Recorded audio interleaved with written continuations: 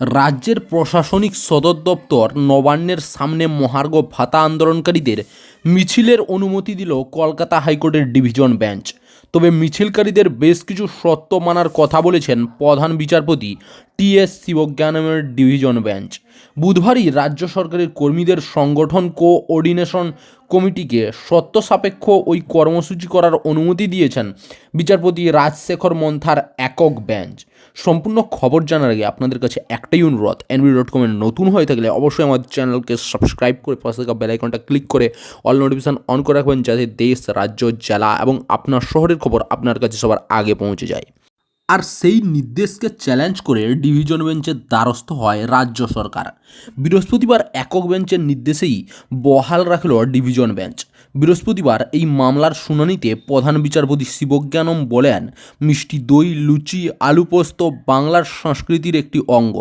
একইভাবে জনসভা মিছিলও এই সংস্কৃতির অঙ্গ। একই সঙ্গে তার সংযোজন এখানকার সবাই জন্মগত যোদ্ধা। মিছিলের শর্ত দিয়ে আদালত জানায়, এক সারি বিশিষ্ট মিছিল করতে হবে। মিছিলের শেষে কেবলমাত্র একজন বক্তব্য রাখতে পারবেন। বেলা 1টায় হাওড়া রেল মিউজিয়াম থেকে শুরু হবে মিছিল, শেষ হবে নবান্নের বাস স্ট্যান্ডে। একই সঙ্গে মিছিলের উদ্যোক্তাদের উদ্দেশ্য উচ্চ আদালত জানায়, শান্তিপূর্ণ মিছিল করতে হবে, মিছিল যেন কোথাও দাঁড়ায় না। বৃহস্পতিবারের শুনানিতে নবান্নের বাস স্ট্যান্ড পর্যন্ত মিছিলের আপত্তি জানায় রাজ্যের অ্যাডভোকেট জেনারেল তার সওয়ালে জানান, ওই জায়গায় কোনো কর্মসূচি হয় না, শাসক বা বিরোধী কাউকে কোনো দিনই অনুমতি দেওয়া হয় না। গতবারের তুলনায় কর্মসূচিতে লোকের সংখ্যা বৃদ্ধি করা হয়েছে বলেও আদালতে জানান তিনি। প্রধান বিচারপতি এজির উদ্দেশ্যে বলেন, একটি লাইন ধরে মিছিল যাবে, সেখানে সরকারি কর্মচারীরা অংশ নেবেন। সরকার তো তাদের সবার পরিচয় জানবে, তাই অসুবিধা হওয়ার কথা নয়। একই সঙ্গে তিনি বলেন, কোনো অপ্রীতিকর ঘটনা যেন না ঘটে, সেদিকে ওই সংগঠনকে নজর রাখতে হবে। 2 ঘন্টার মধ্যে কর্মসূচি শেষ করতে হবে। ডিএ বৃদ্ধির দাবিতে নবান্নের সামনে কর্মসূচির অনুমতি চেয়ে হাইকোর্টে গিয়েছিলেন সরকারি কর্মচারীদের সংগঠন। বুধবারই হাইকোর্ট তার শুনানি ছিল।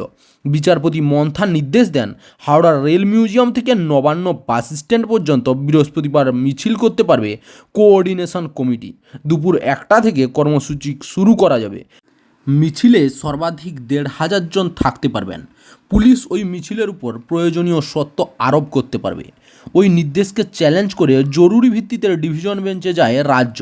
সেখানে তাদের বক্তব্য ছিল, পুলিশ এই মিছিলের জন্য বিকল্প রুটের কথা বলেছিল, কিন্তু ওই কমিটি তা মানতে চায়নি। আগের কর্মসূচির চেয়ে লোকসংখ্যা বৃদ্ধি করা হয়েছে।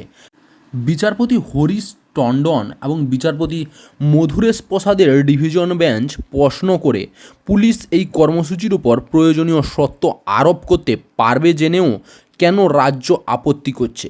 রাজ্যের তরফে যুক্তি দেওয়া হয়, নবান্নের সামনে যে এলাকায় সরকারি কর্মচারীদের মিছিল করার অনুমতি দেওয়া হয়েছে তা স্পর্শকাতর। সাধারণত কোনো মিছিল সেখানে করা যায় না। সিঙ্গেল বেঞ্চ এক লাইনে মিছিলের অনুমতি দিলেও সমস্যা হবে। পুলিশের শর্ত আরোপ করতে পারবে ঠিকই, তবে সিঙ্গেল বেঞ্চের নির্দেশ কার্যকর হলে স্পর্শকাতর এলাকায় মিছিল হবে, তা বিরোধিতা করছে রাজ্য।